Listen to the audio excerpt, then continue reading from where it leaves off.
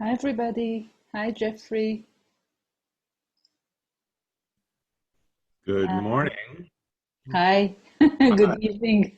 Good evening. Morning. Uh, Hi. so we're going to let a few more people to join us in the Zoom room and on Facebook. Um, I'd like to ask everybody to stay muted. You can have your video on, but it's really vital that you stay muted. Uh, I'll also say that there will be time for questions and discussion in the end, and you can also write questions and reactions in the chat, and we'll see how it goes.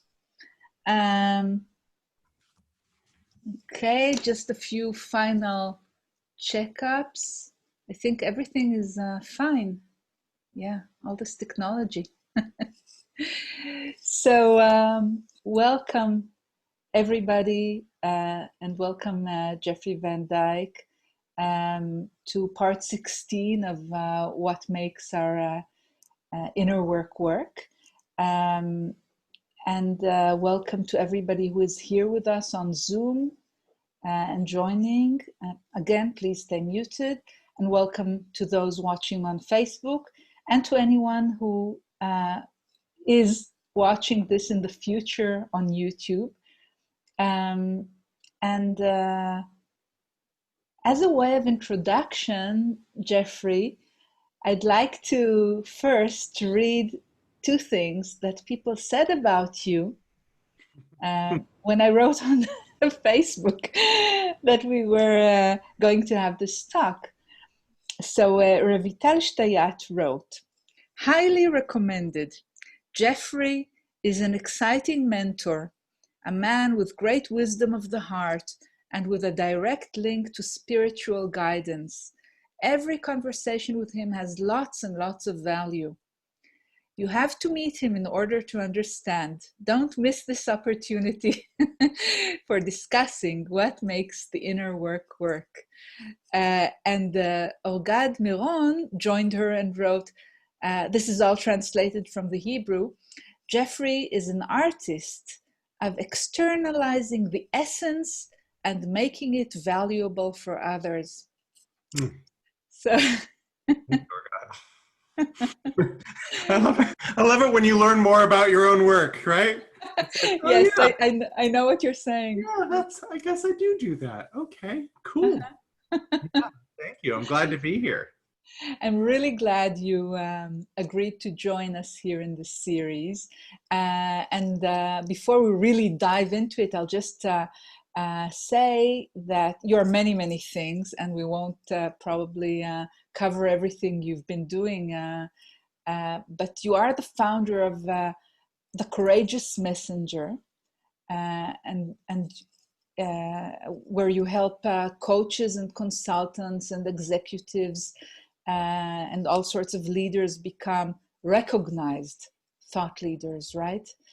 Yeah. Um, and you've also helped, I don't know, dozens, hundreds, thousands of people really, and correct me if I'm getting it wrong, refine their work, refine their message, refine their. Can you say a little bit more about this? Yeah. Um, so the heart of what we do at the Courageous Messenger is centered around something we call the work only you can do. Mm, And that's the refinement. A lot of the folks that come to us, people come to us in one of two places usually.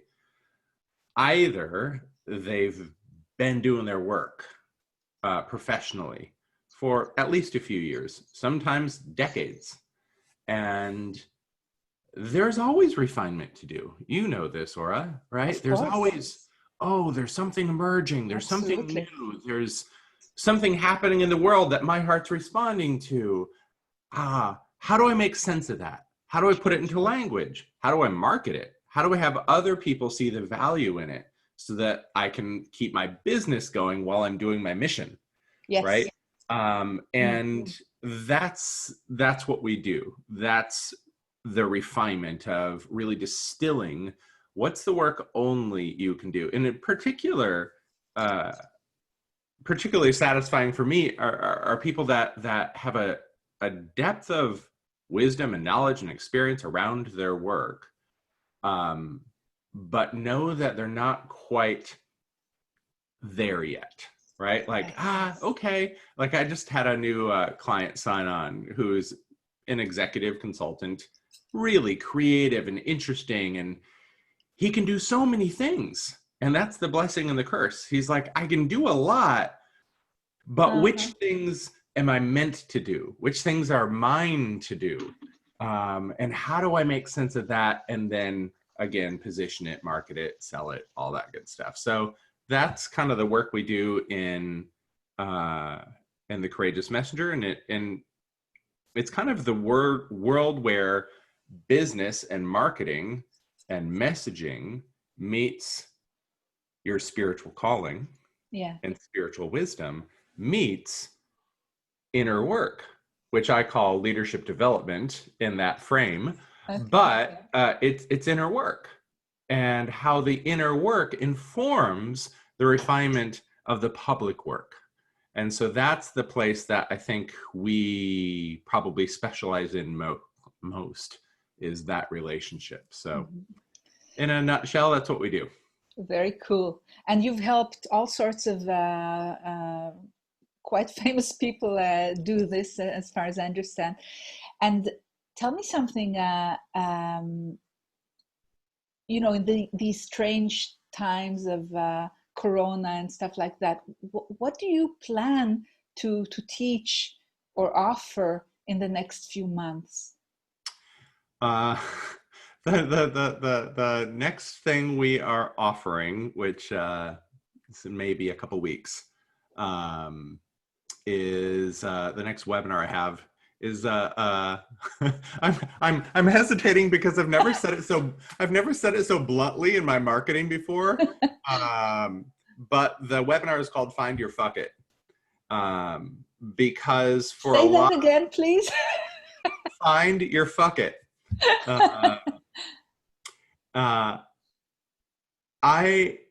Here's the place I've been in recently, and I see this for a lot of the people I mentor. Times are changing, and they're changing rapidly, and they are asking a lot of those of us who have the capacity to respond. It's asking a lot of those of us that have the capacity to respond. And there's a place where I find a lot of people that I know and serve and work with that they've spent their professional lives being careful. Yes. Trying to say it right and do it right and be welcomed and be well received. And they've used that as their way to be in business. I have to be liked to be paid. And that works to a certain degree. You can build a small business being liked in order to get paid. But you'll never be a leader if your aim is to be liked. Absolutely. Right? And so that place between I'm liked to I'm actually leading, there has to be a fuck it there. There has to be like, okay, screw it. I'm taking the guardrails off. I'm going for it. I'm saying what I'm here to say. I'm doing what I'm here to do. And, either they're going to follow me or they're not, but fuck it, let's go. There's processes I find we need to go through to get to the place where we are willing to take the guardrails off. Of our guidance, of our heart, of our message, of our gut, of our stake in the ground. And so that's what's most exciting to me right now. And that's the next thing I'm leading. I love it. And somebody asked in the chat, what was it he said? Fuck it. Yeah. Fuck it. Yeah. Just to make sure it was understood. Yeah. I've never said it so bluntly. And the reason I'm marketing it this way is because that's what I'm asking people to do. To say it directly, however it is, right? And I assume that the people that are really turned off by this title are not the people that want to go where I want to take them. I'm sure you're right. Yes. You know, it reminds me at some point when I was working a lot with my purpose. I always work with it, but at some points more than others. And I remember at one point there was this thing. It changed, of course, over the years, but at one point I remember a part of my purpose was something like, I hope I can recall it correctly. I make people blossom into gods. Yes. Now, I remember the word make really causing me to, I influence, I help, Right. no, that wasn't strong enough. Right. Whatever that means, Yeah. of course I can't force, and I don't wish to force anybody to Right. do anything or to blossom into anything. But that was much more kind of... Yeah. And it's like, what does a sculptor do to make a vase? It makes a vase. It doesn't support the clay in becoming a vase. Right? It makes a vase. So I love that. Absolutely. And there is that, like, no, this is the thing. And look, people are so lost right now. We're so lost. And I think we're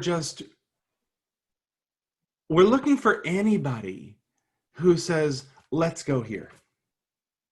In our country, in the United States, that's what Trump does spectacularly well, in a way that I don't support, right? The direction is not one I support, but what he does is say, let's go here. He's decisive. And people in these times are like, okay, right?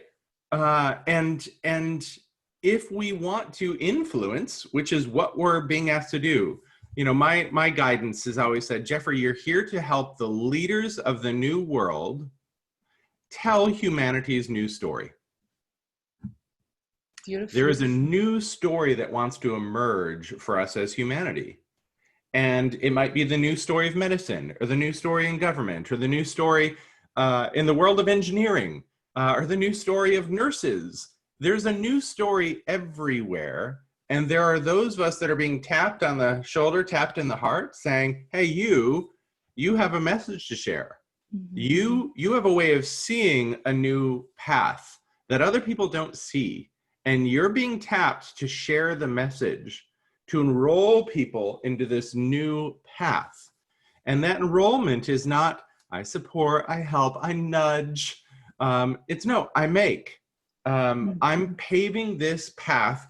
Do you want to join me? And there is that very direct call, I think, for some of us right now. Certainly for me. Yeah, that's what's been cooking for me lately. Very cool. So when is this supposed to begin? So people will know? So let's see. We have a webinar coming up. Let me just look at when this is. It's September 10 at 1 p.m. And if people can't make it, they can register and get a recording. Do you want me to put that link in the chat? Yes, sure. All right, cool. Wonderful. Great, yeah. So if they sign up there, they can get a recording or join us live. And even if they don't watch this, if they want to hear more from us, if they sign up, they'll get emails and so forth. So wonderful, thanks. You got it. Now, how about you? What are you up to? Well, actually, I'm also feeling the call to, up till now, I mostly worked in Hebrew. Yeah. Quite naturally, this is where I live. This is where I was born. I did do work in English, but not a lot. And one of the things that I've been called to do is manage to move into doing much more in English. And actually, this series is a part of that. You know, as I'm doing it, I'm also, getting used to doing it, and things are beginning to flow. And what I plan to do, yes, did you want to say something? What's the call about? So you're called to do more in English. Why? What's that call about? Well, if I understand your question, it's mainly about getting my unique message and my unique abilities and my unique, Yeah. uniqueness, as we all have, to a much, much larger audience, really. Mm-hmm. Um, and and for that to happen, I need to work in English because there aren't that many Hebrew speakers in the world. True. And one of the things that I'm planning on doing in this next year is both in Hebrew and in English, is to bring the work with the very, very many types and forms of inner selves, of past selves that enable us to heal our past so we can create our future, of all sorts of other things that I call identity fields and identity bubbles, Mm. and really making it possible for people to really do their work, and work that really changes us and transforms us and heals us as quickly as possible, so that they in turn can do their work more and more and bring their gifts to the world. That's part of it, naturally. So I'm going to have courses both in Hebrew and in English, and the series too, which I find is Jeffrey. I think I told you that I discovered during the past few years that many of us teachers, we have a lot of knowledge about what actually makes our work, or students of ours, what makes it work, Yeah. and what are the things to avoid and stuff like that. But it's not always very, we know it almost innately, but we haven't necessarily written it down or spelled it out for ourselves as well as for others. So this is what this series is about mainly. Yeah. Um, and I was wondering if to get back to that subject as well, that we can weave around, whether you mentioned earlier that you work a lot with guidance. Yep. Can you tell us a little bit about this? Because I think for me, it's been one of the most important things. I'm getting the shivers saying it, and you were a little bit a part of it, of this thing happening to me many, many years ago. This ability to really connect with many forms of guidance Mm-hmm. and become almost friends, or not almost, become friends with them and getting help. And I know it can sound very odd to people who are rather rational or haven't experienced it yet, but Yeah. since it's so extremely helpful for our work, I'd love if you agree to talk a little bit about what it means to you and how you Yeah. use it. Yeah. Yeah. Thank you. First, I'll say, when you asked me to think about what's made my inner work, the very first answer that came to mind, like immediately, was, oh, faith. Oh, yes. Faith. I have an abundance of faith, and I've cultivated that faith over many years. Mm-hmm. So we'll talk about guidance, and maybe we'll get back to faith, but just wanted to drop that in first. So here's where I'd like to start around this question of guidance. When I work with individuals, whether they're a coach or a therapist or a CEO of a tech startup, or the owner of a winery, which I worked with not long ago, I start with this idea that what my guidance says is that all inspired ideas have a life force to them. Mm. All inspired ideas have a life force to them. There's energy, there's creativity, there's a spark, oh, what if we did this? Uh-huh. Right? And it comes not from your rational mind. Your rational mind can make sense out of it once it happens, right? It can go, oh, well, yes, well, maybe we could do it this way or do it that way or whatever. But the very first spark, right? And you could call that a God spark. You could call that creativity. You could call that intuition. You could call that an aha moment, right? I don't really care what you call it. But what my guidance says is all inspired ideas have a life force to them. And everything required for the full expression of that thing is connected to it. It's not connected to us, right? Oh, I'm meant to do this thing. Here's what I find most people do. Most of the people that I work with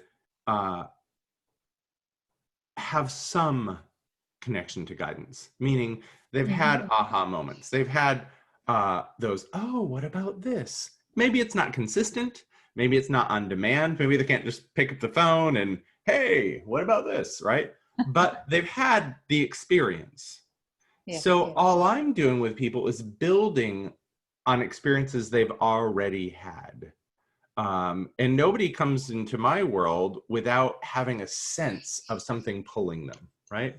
Right. Now, what I find most people do is this. We get the aha moment, oh, and then we basically say, thank you, guidance, I'll take it from here. And we unplug and we go, okay, here is what I'm going to do. And we chart our path and we stop listening. And then we get stuck. And then things stop working because we aren't staying connected to the turn-by-turn directions, right? And then we go, oh, this isn't working. And eventually we surrender and we go, okay, already, tell me, which direction should I go, right? And then we open up again, and then maybe we're taking a walk or taking a bike ride or talking with a friend, and then we get another aha. And we go, oh, now I see, I'm supposed to do it this way. And this is kind of how I feel most people work with their guidance. It's kind of on again, off again, on again, off again. And, you know, Einstein said basically we can't create a new reality from the old. So if we want a new world, if we want a new reality, we need to access the wisdom and intelligence for that new reality from a place outside of this reality. Right? To me, that just makes sense. Absolutely. And so to me, that's about having a deeper and deeper partnership with the guidance that first tapped you on the shoulder.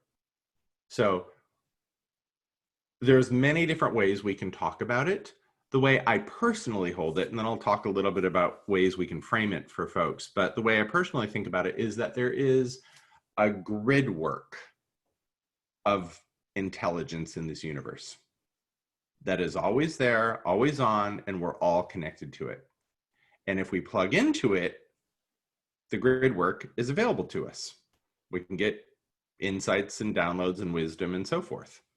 Now, when we teach people how to connect with guidance, specifically when I worked with you in the True Purpose work, you know, we frame it as, how does it occur for you? Not for me, not my language. How does it occur for you? Does guidance feel like it's internal, inside, like your gut, your wisdom, your intuition, your inner knowing? When I first started dating my partner, I asked him, and he's not a particularly like woo-woo guy, right? Corporate leader. And he goes, I said, what would you call that place? And he goes, the seat of my consciousness. Great. Cool. There it is for you. For some people, it's external to them. This could be an ancestor, right? If your grandmother passed and you were really close to your grandmother and it feels like she's around you and she talks to you and you get these nudges, a guardian angel, a spirit guide, or a universal source like God, the universe, the collective consciousness, the field, source, any of that. So the first thing I'd say is frame guidance in your own language, not someone else's. Good idea. And frame it in relationship to something you feel like, oh, I could potentially connect with that. I could potentially build a relationship with that. So that's the first thing. The second thing is to clear the path to the connection. Right.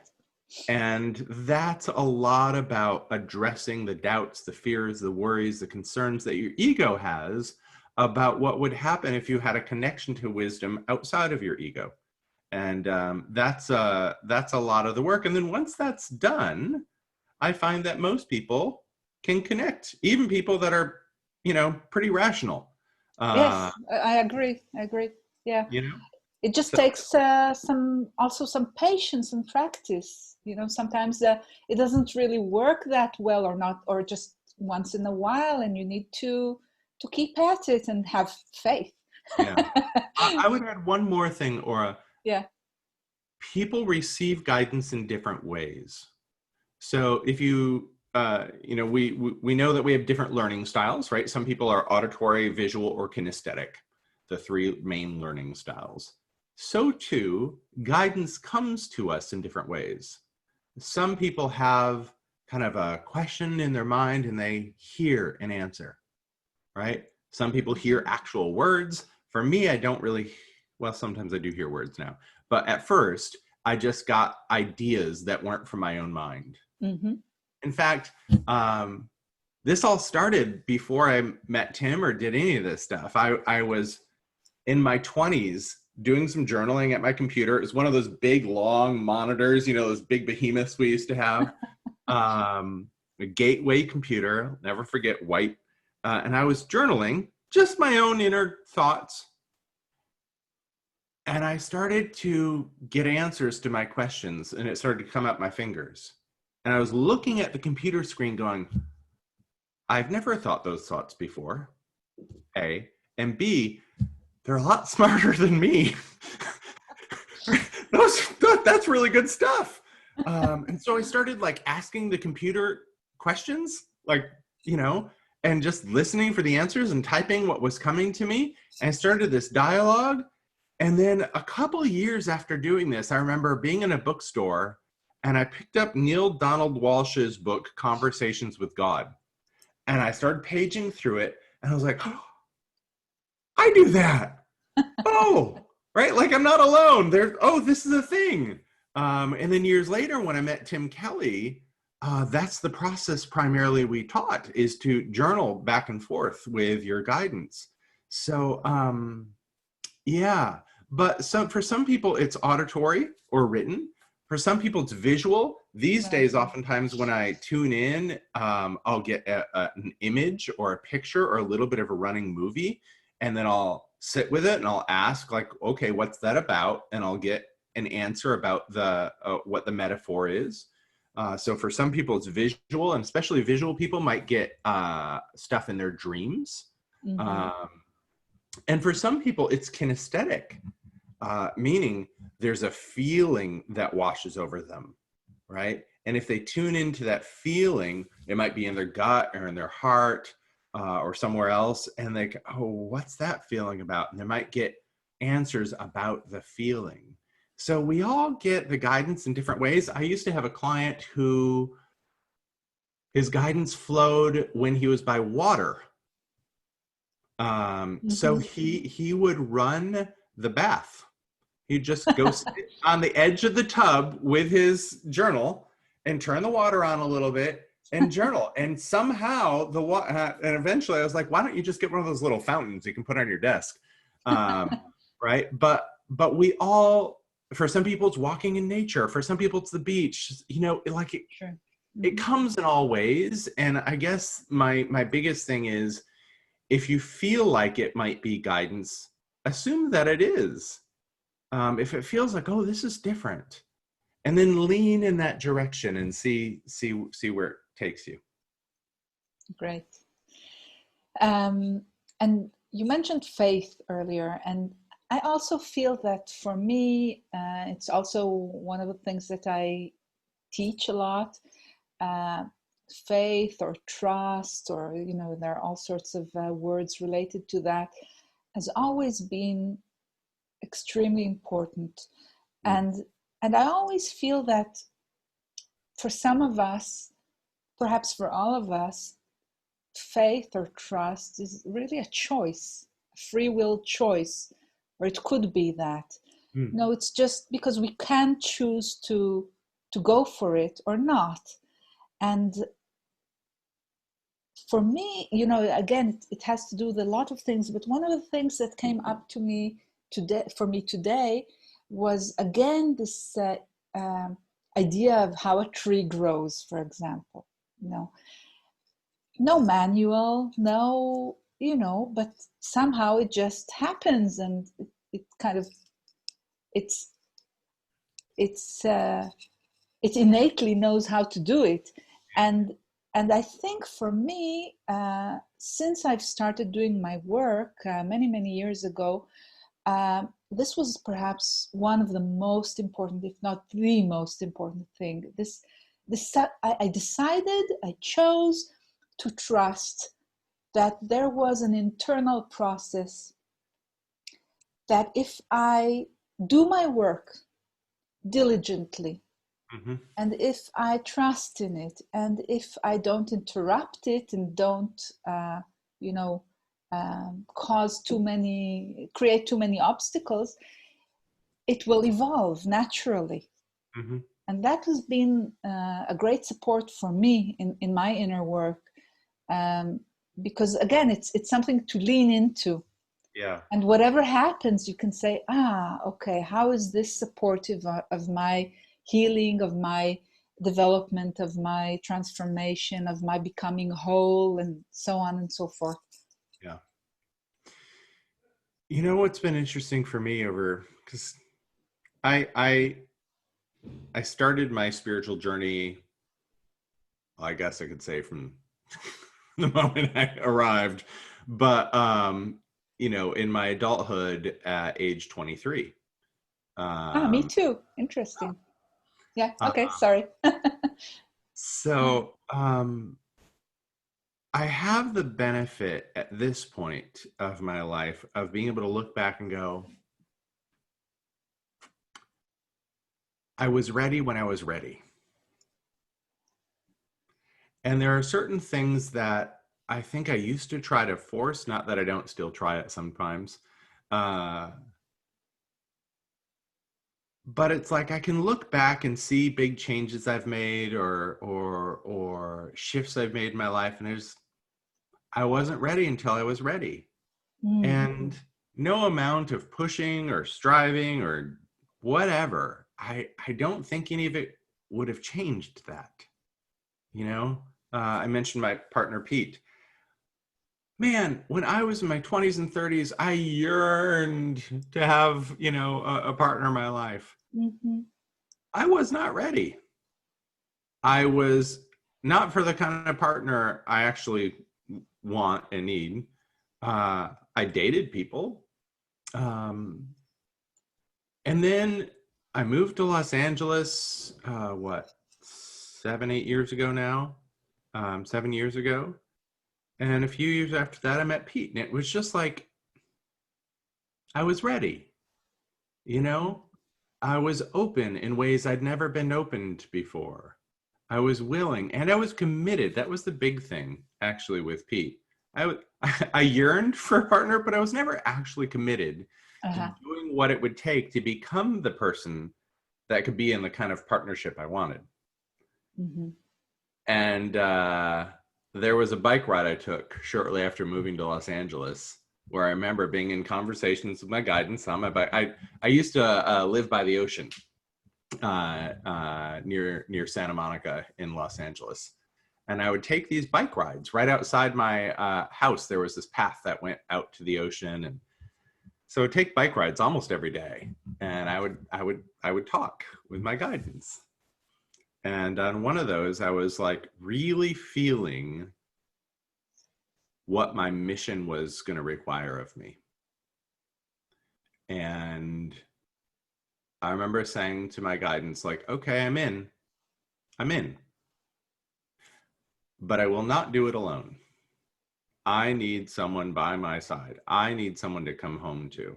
Mm. If I'm going to be of service in a big way in the world, I need someone to, where I can unplug, turn that off, be at home with my beloved, and have that kind of support and richness in my life, right?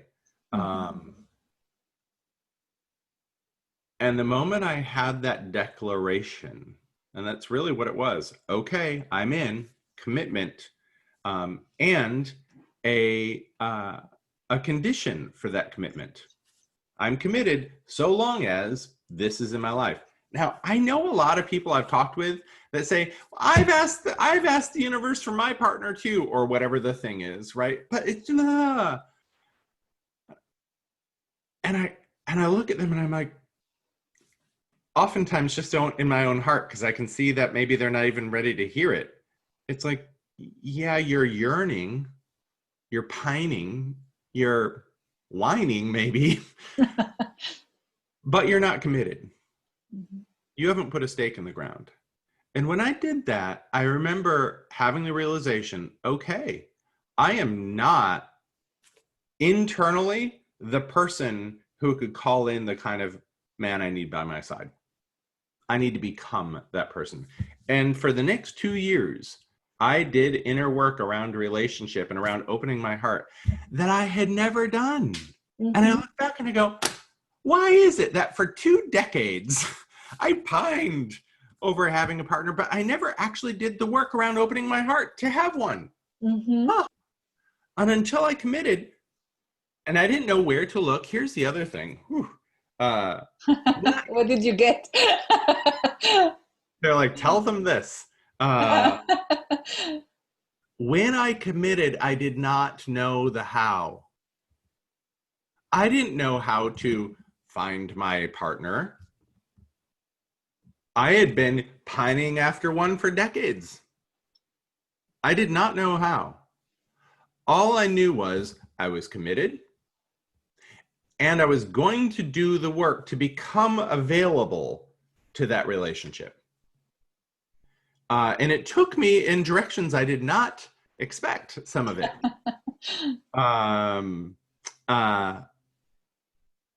But the net result was almost to the day, you know, I met Pete in the fall of was it 2016, November 1st. And within a pretty short period of time, it was like, yep, this is it. You're the one, you know. And what, a year and a half ago, we bought a house together. And it, we were just up in Yosemite hiking in the mountains over the weekend, and we met a young couple, and probably in their 20s. And the guy was like, oh, how long you been together? I said, 4 years. Oh, us too. And somehow it came up. They were living in San Francisco. We're talking about rents, and we're like, oh, we bought this house. And they're like, you bought a house that quickly together? And we're like, yeah, because now it's clear. This is it. But that piece of once I committed without knowing the how, I just knew, okay, I'm going to, you know, I reached out to my network. Hey, who knows people that work around relationship? Who has this kind of work? I got this little nudge to check out this one website, and they had a workshop starting 2 days later in Los Angeles. And they do these workshops all around the world, right? I was like, so I signed up for that and went to that. Like, I just did it, you know? Mm-hmm. Yes. But I'd never done that until I made the commitment, and then said, okay, I don't know how, but I'm going to do it. And that's a big piece. Yes. So commitment is also really, really, and many times I also find that really, just as you say, the moment we commit to whatever it is, if it's right for us, then things really start to appear around us that are really helpful for that. It's really quite an amazing thing. It's magical. I find 2 things often happen, Ora. Some magical doors open, things happen, invitations come, that happens. But also what happens when we really commit is sometimes our stuff Oh, comes right up. yes, Because it's like, oh, you want to absolutely. go there? You're committed to go there? Great. You have to move through this in order to Right. get there. And So true. sometimes we think, well, what's wrong? Right? I committed. Like, why isn't the magic happening? Why is this stuff showing up? And it's like, well, Hmm. it's the magic. It's just hidden, right? Right. Whatever's in the way is the way. So that's the path. And sometimes we mistake, when difficulties come up, we mistake it as, oh, maybe this is the wrong path, or I'm not on the right direction. Sometimes we mistake it as an indication that we're off path when really it is the path, So Absolutely. I Yes. just wanted to add that in because sometimes it's not all roses, when we make Well, it's very often not all roses. It's as far as I can see. Yeah. Um, Anything else that came up to you for you when you yeah. were thinking about this? So I want to share a little story. Sure. Um,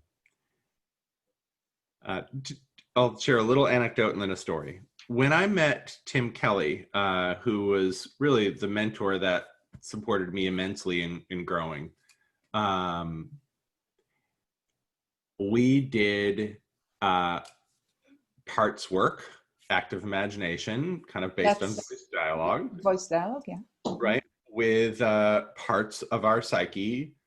And in his work, it started with doing it with the parts that didn't want us to connect to guidance, to see what was there and what they would need in order to support us to connect with guidance. And as I said, I'd started in my 20s dialoguing with my guidance on the computer back and forth, but I'd never dialogued with a part of myself. And I started doing this work and dialoguing with these parts, maybe let's say a part that's super self-critical. And I just start interviewing it and learning about it.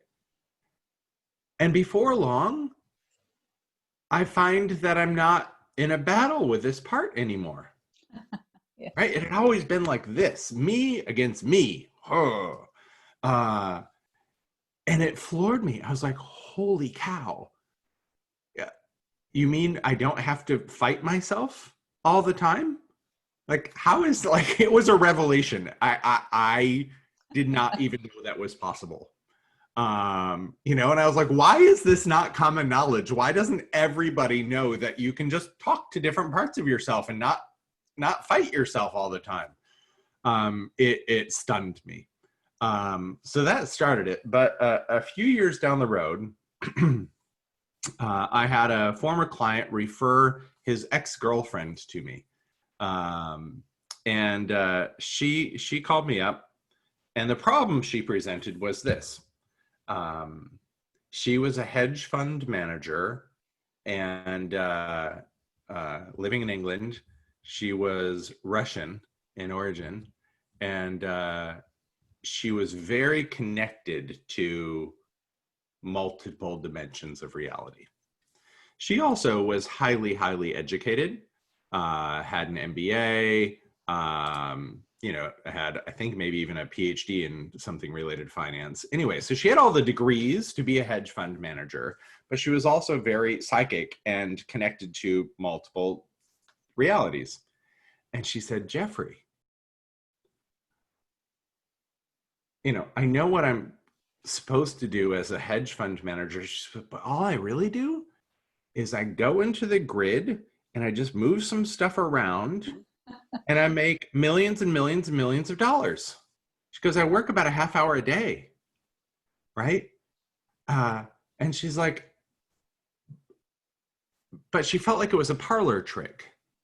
Like, big freaking deal. I mean, the rest of us are probably like, give me that trick. I'd love it, right? But she was like, why does it matter? Can you help?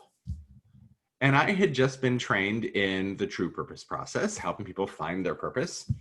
And I was early in my career. I I just left Microsoft, and I was like, tell you what, I can help you find your purpose, and it'll make sense out of why you can do this, and then the problem will be solved, right? So she hires me, and I start coaching her.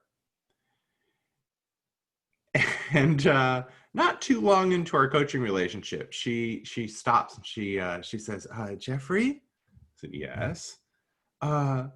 My guidance is here, and they would like to speak to you. Okay.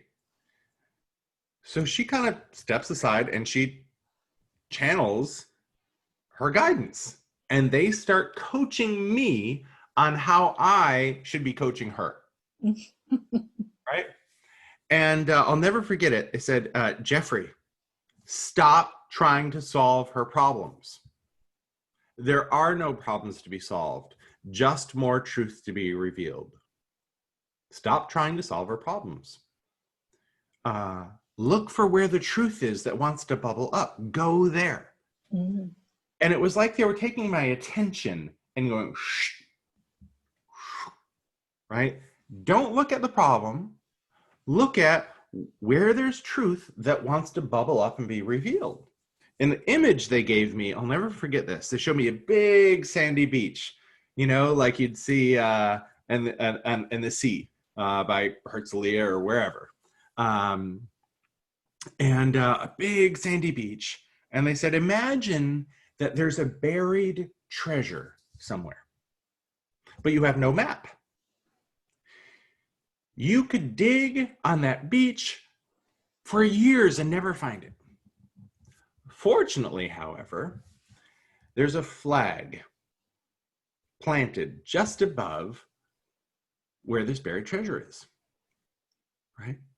And if you knew that, you would go over and you'd go, oh, thank you, flag, for showing the way. And you'd pick the flag up and you'd set it down and you'd dig and you'd find the treasure. And they said, your problems are the flag.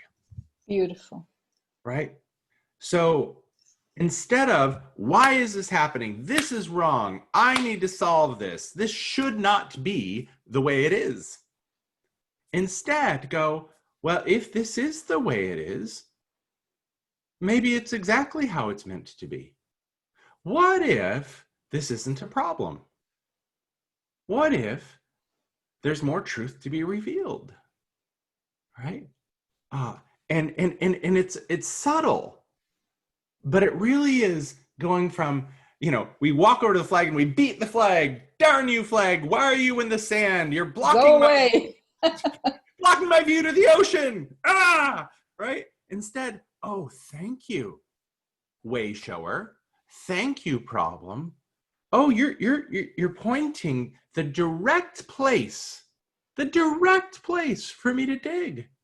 How magical, how amazing. Thank you. Bless you. Now I'm going to shift my attention from noticing the problem to, oh, that's right. You're a flag. Okay, thank you. Now I'm going to shift my attention to where the truth is that wants to bubble up. So I'll give you an example from this past weekend. So Pete and I on Friday hiked Half Dome. Half Dome is a big mountain. Have you ever seen Half Dome? Hold on, I have to show it to you. It used to be the image on your Mac when you would. Oh, I think I know. So I'll just show it to you here. I hope it works. Let's see. Yeah, right. So these are images of Half Dome. So you climb up the side of it and you end up on top. And you climb up these cables. You can see these people climbing up. And it's a 18-mile hike. I don't know what that is kilometers, but it takes 12 hours. And you go up 7,000 feet of elevation. And the last part of it, you get to the subdome, and then there is this part where you have to yank yourself up these cables to get up to the top. And it's a little treacherous and Usually a few people die each year falling off the mountain. And you need gloves to climb up. So we start this hike. We wake up at 4 a.m. We start the hike at 5. We're about an hour in. And I go, and Pete says, what? I go, I forgot my gloves. Now, Pete's most direct connection to God, if you will, is nature. He loves being in the mountains. And the last time we'd climbed Half Dome one other time, and the moment we got up, it started raining, and you can get, if lightning strikes, you can die. So we got right back off from it. So we were looking forward to getting up to the top and hanging out up there. And he's like, how can you, right? And he's pissed off and whatnot. And in my own consciousness, instead of beating myself up, which I probably would have done at some other point in my life, I introduced this thought. What if this isn't a problem? What if there's more truth to be revealed? And I just know that hikers, people that tend to be in nature and go hiking, they tend to be really lovely people, really generous. So in my mind, I just thought, well, when somebody comes down from the mountain, I'll just hang out and I'll ask, hey, anybody have some gloves you're not using anymore that you could give me a pair of gloves, right? So, and I tell Pete this, and he's grumpy. And in my mind, I go, oh, this is a faith walk. A what? Sorry? Faith walk. A faith walk. Wow. Cool. This is going to be a hike to help Pete understand walking in faith. And so I tell him this.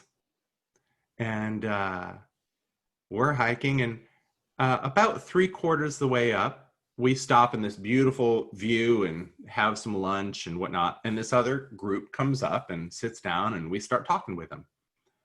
And then at one point, Pete goes, oh yeah, and Jeffrey forgot his gloves in the hotel.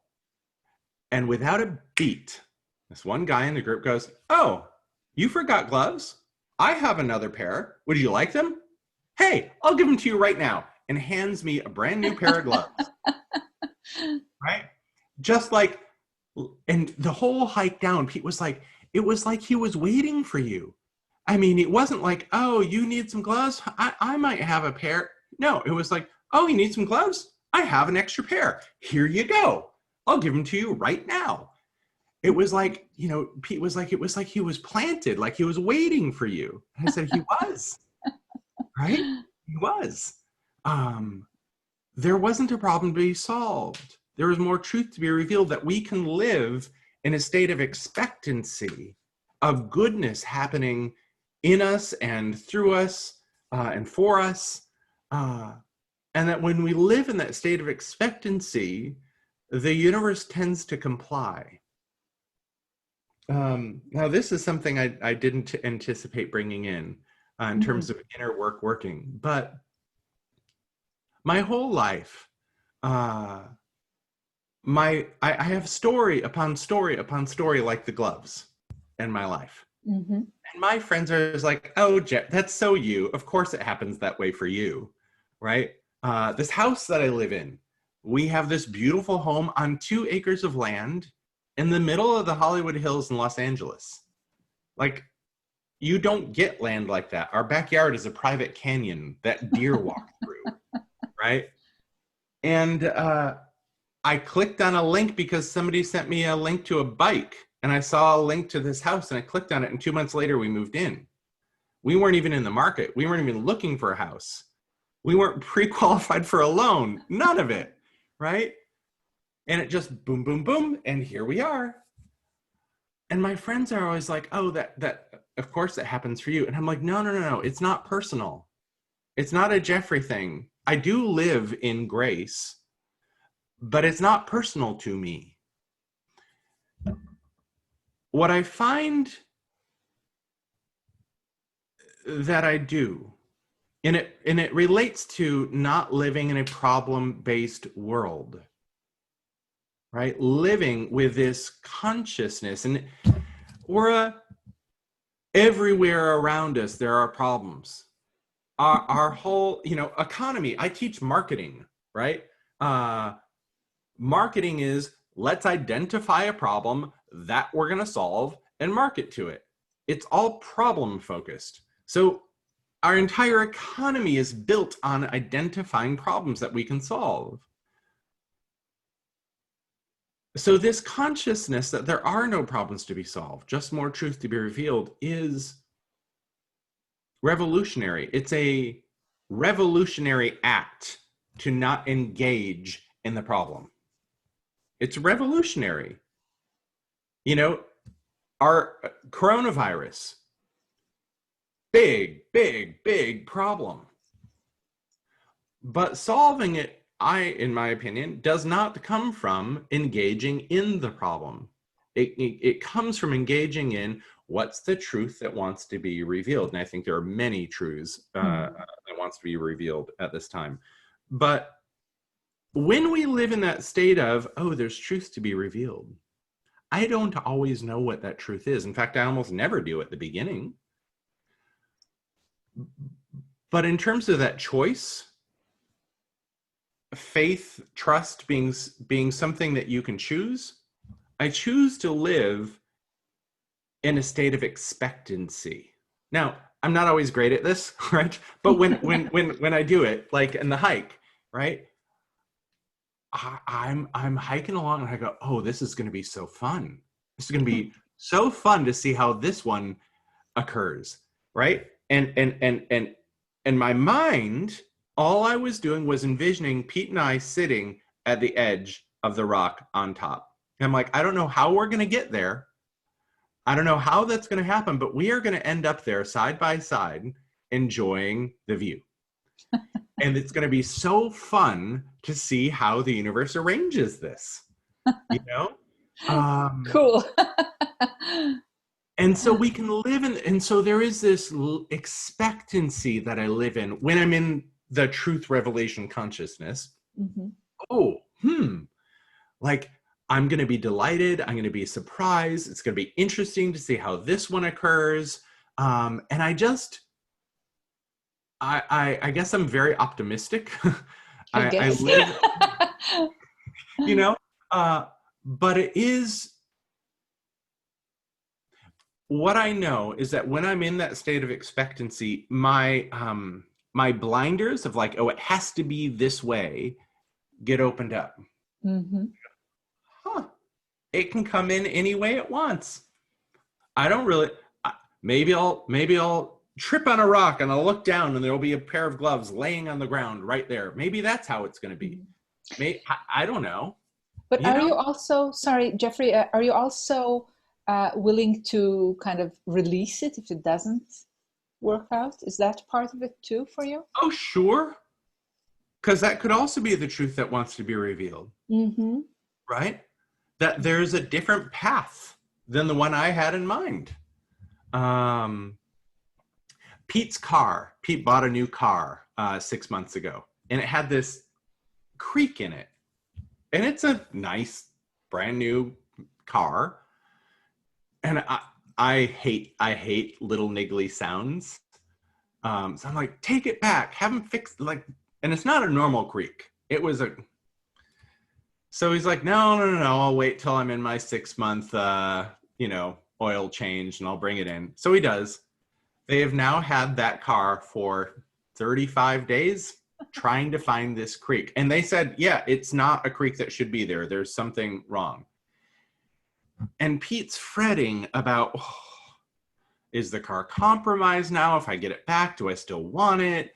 And there's a thing in California called the lemon law, where if they have it for over 30 days, that for the same problem, that they need to buy it back. Do I want the same car if they buy it back? Well, I like the 2019 body style better than I like the 2020. I don't know. And it's all a problem, right? And I don't know how it's going to work out. But I go, look, we can choose where we place our focus. That this is bad and it's wrong and something's awful. Or I don't know which car. Maybe it will be my original car I'll get back. Maybe I'll get a new car.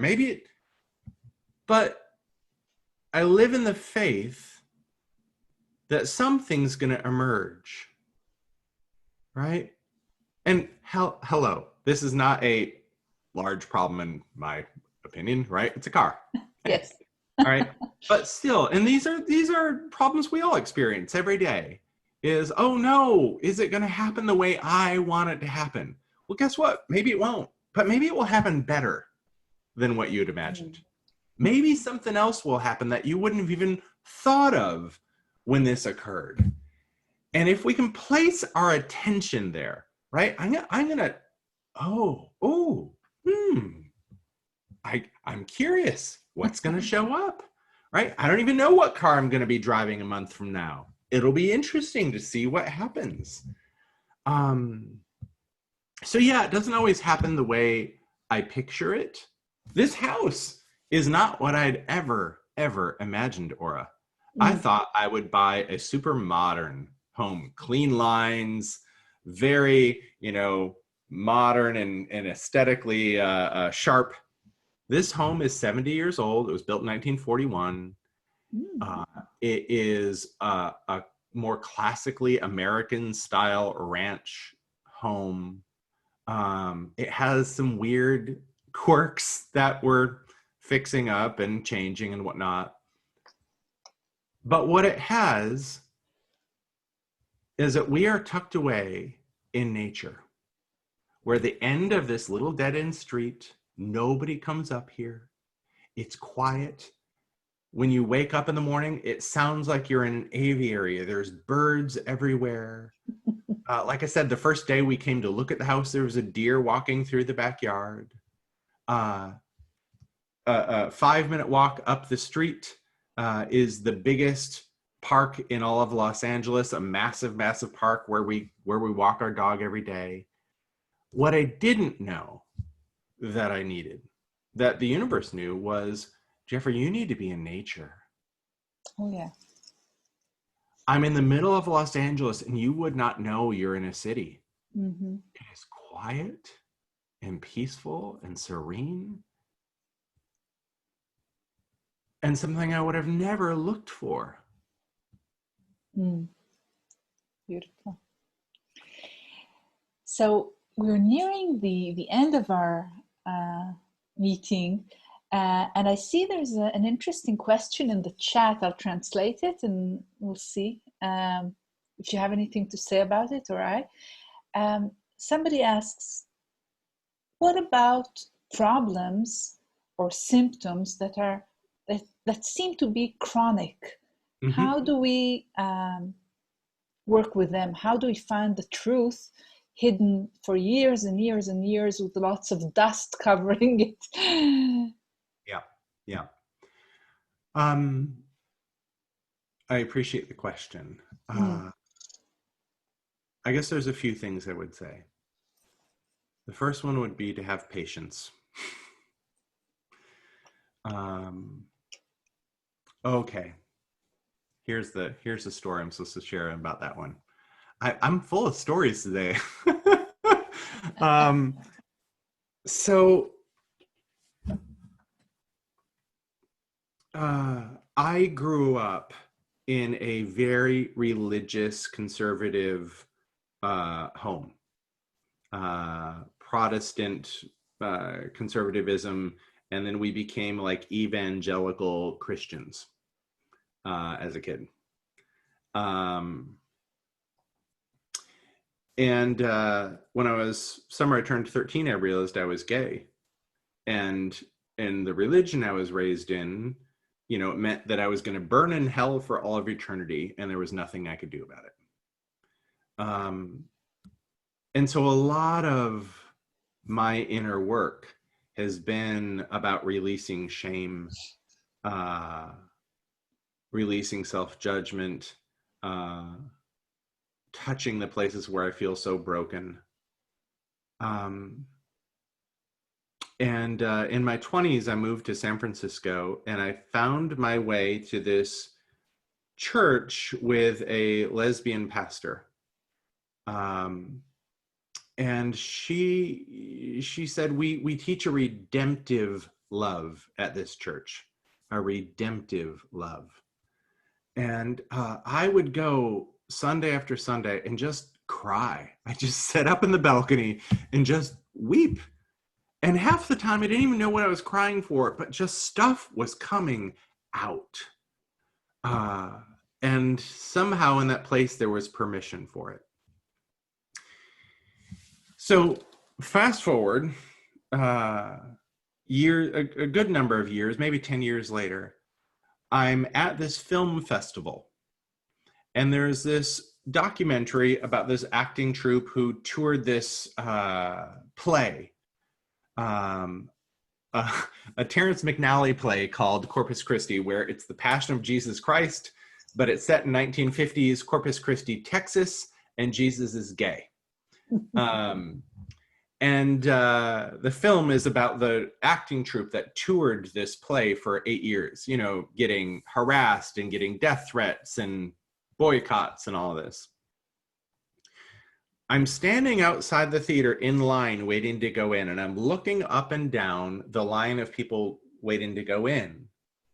And I just see all these people, gay, lesbian, humans, who just look dilapidated, meaning they looked like they'd been put through the ringer of life. They looked like they'd had a hard time of life.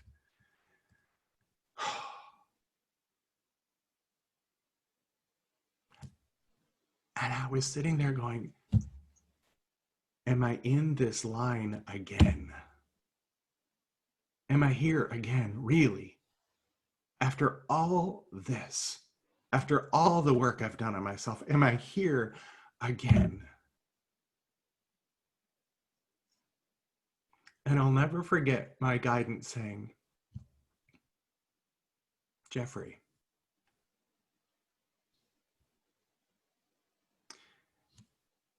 this is the area of life we've given you to keep dipping into. This is the big problem where more truth continues to be revealed. Mm-hmm. And every time, and this is like a well, right, where you lower the bucket down. Every time you dip that bucket down, something more emerges. And he said, this happens to be your well. Everyone has one. This happens to be yours. Now, they said, if this is the place where every time you dip that bucket down, you learn more, every time you dip that bucket down, more of you is revealed, more of you blossoms like a flower. If this is the place that continues to give you more, why would you ever want to get rid of it? It's like kicking a gift horse in the mouth. Why would you want to get rid of the place where the most expansion comes from for you?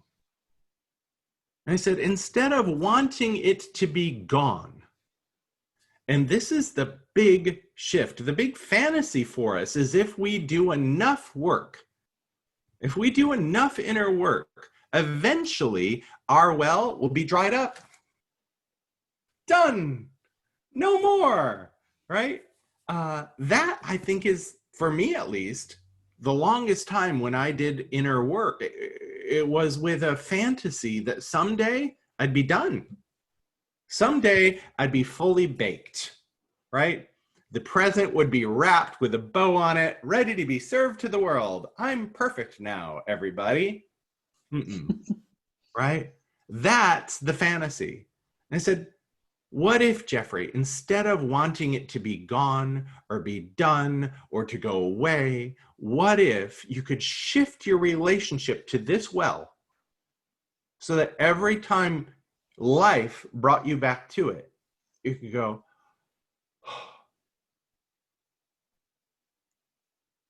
thank you. I'm here again. I wonder what's going to be revealed this time. Mm. And whether that is in your own internal life, whether that is a chronic struggle for a group of people, right? Jewish people being persecuted being one example. Whether it is chronic problems in our world, right? We're looking at racism in a big way right now in our world, in a way I think that is long overdue and we have not done for a long time. But chronic racism, what if this isn't a problem? What if more truth is wanting to be revealed? And if I take that perspective, maybe I can be one of the people that can help reveal something for this world.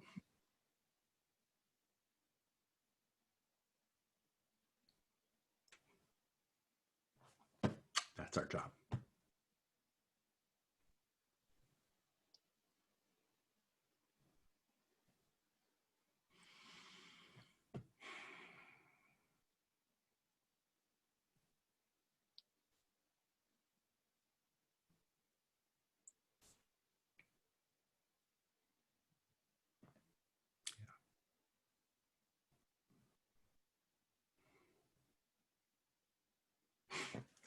So funny. I never know what's going to come through in these conversations. Yes, of course. And I also don't know what's always being touched.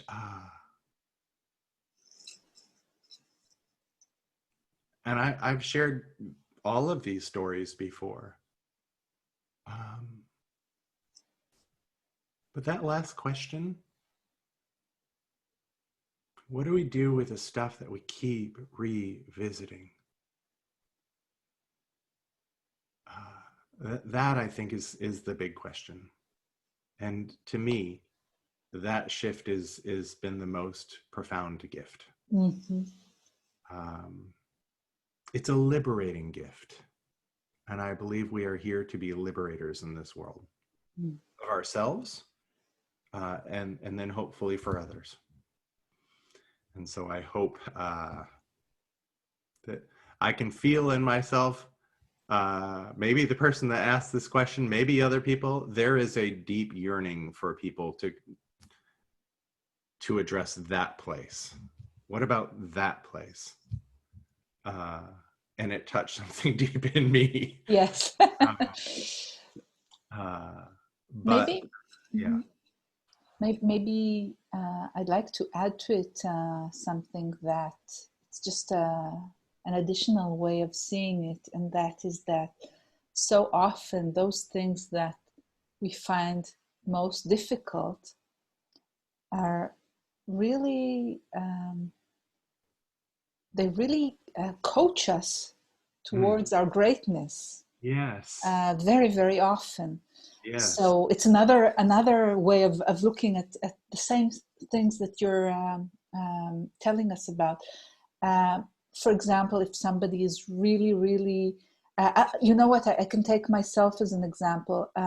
Many people have heard me say that I used to faint, really almost faint, when I needed to talk in public. And I think that this coming up for me very early on in my life was somehow a part of directing me towards what I'm supposed to be doing. And that is, amongst other things, talking in public a lot. So, and there's another thing I want to say in regards to this question we've been asked, and that is that it's true that sometimes a problem will be present for us, or a difficulty, or whatever we choose to call it, for years and years and years, and maybe for our entire life. Mm-hmm. And yet, what I find is that if we really are committed to it and have faith and find ways to do work that works, you know, there are so many ways, but some are kind of more suitable than others for us. Um, there's so much healing and transformation that is possible. It's really quite unbelievable. Yeah. It is amazing, but we do need to be patient and do the work and kind of just do it and do it and do it. And the rewards I find are sometimes really miraculous. And now, of course, it's always a bit dangerous to promise all sorts of things like that, and that's not what I'm trying to do, because we really need to also be very good at being with what is. Yeah. It's part of what works. Yeah. But sometimes I feel that um, we don't talk enough about, we talk a lot about, maybe I'm kind of trying to see if this works, about the stick, for example, kind of trying to not feel so bad, or to not be, and we don't talk enough sometimes about the carrot, sort of, Yeah. and that is that we are capable of immense joy and transformation, and we just really need to do the work with enough time and patience, and learn ourselves and become our own uh, experts of ourselves and of our life. And the gifts will come, they can take many, many shapes and forms, but it's just a matter of time if we persevere. I wholeheartedly agree. There's I know we're wrapping up. There's two things I want to be sure we include before we Yes. go there. And I think they are part of the path to that gift. You mentioned early on that you do a lot of work with people around different identity selves. In other words, different ways that we believe who we are. And I find that at the core of the wound is identity. That when our wounding happens, and I say there's only two ingredients required for a wounding experience. Something has to be confusing and painful. That's it. If it's confusing but not painful, it's just, weird. If it's painful but it makes sense, then it's just painful. But if it's painful and confusing, go, why is this happening to me? Mm. And as young kids, especially when our identity is being formed,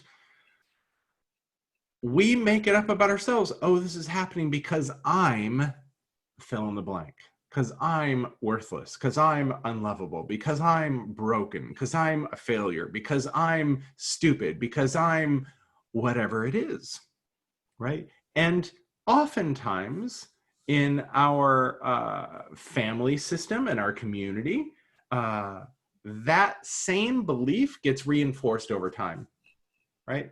If you're a super creative kid and you grow up with two PhD neuroscientist parents that are very intellectual, who can't understand you and can't see you and can't validate you, you might grow up feeling broken or wrong, right? And because that's the family system that stays consistent, the belief you say to yourself, see, look, there it is again, I'm broken. There it is again, see, I'm broken, right? It gets reinforced. Mm-hmm. And so to me, the most direct work, and this is why I so appreciate what you do, Ora, and the work you do, is to address our identity. Because our identities can change. I used to feel like I didn't belong. I used to feel so much like I'm an outcast. I don't feel that way anymore because I've worked so much on my identity as an outcast, identity as a broken person. I now feel whole and I feel like I belong, right? But it's because I worked directly on that identity and learned to love the parts of myself that were holding those beliefs. And that's so much of what you do in voice dialogue and a lot of the other tools you use. But That identity work, I feel like, is particularly critical when we are talking about inner work. That's one. Two, okay, there's three things. Two is that it has to be beyond logic. You've got to be able to feel the stuff you don't want to feel. My business manager and coach in our company is actually on here, Pat Haniota. She always says, you know, you got to be able to feel it. People don't want to feel it. Right. We resist. It hurt so bad before. So we've got to have tools to be able to go towards the feeling instead of away. That's the second piece. And the third one is don't do it alone. When I was really thinking about like what's made my inner work, I've always had a lot of support. Friends, coaches, mentors. I've had people. And my old way, and still sometimes this way, is I'm going to be the Lone Ranger. I'll do it myself. But almost always that gets me, digs me further into the ditch. For me, part of what's made my inner work is, yes, having my own tools, but also reaching out to other people. And what I now see is the gift that they have is they aren't inside of my own psyche, right? We have that phrase, you can't see the forest for the trees. Somebody said to me recently, you can't see the label on the jar when you're in it. That's sweet. Right? But somebody else can go, oh, those are pickles. They can see the label. And so when I reach out to people, my friends, my colleagues, my coaches, my mentors, they can see stuff that I'm not looking at. They can see stuff maybe I don't even know to look in that area, right? And so the third thing, I just like, as my make sure to add this, don't do it alone. We all need support and perspective and community, and none of us can see ourselves clearly. So that's what I have. Cool. So we have some more questions, but we'll have to, I guess, leave them for perhaps another talk. And Jeffrey, it was a real pleasure, and I'm sure everybody here agrees. Some say it in writing, and yes, thank you. People say it was a real joy. And any words to close things from you? I think most of it has been said. My hope is that somewhere inside of yourself, you can find some part of you that goes, oh, like I'm good. I'm good. Yeah, there's stuff that's still being revealed. There's places I'm still working, but like, I'm good. And the other thing is to practice leaning into grace. This place in our world that says you don't have to work to earn blessing. Blessing is available because you exist. All you need to do is invite it in. Thank you so much, Jeffrey, from all of us. And thank you all for joining us here and on Facebook and YouTube. And hugs and love to all of you. Thank you so much, Ora. Thank you, everybody. Thank you. All right. Bye-bye. Bye-bye.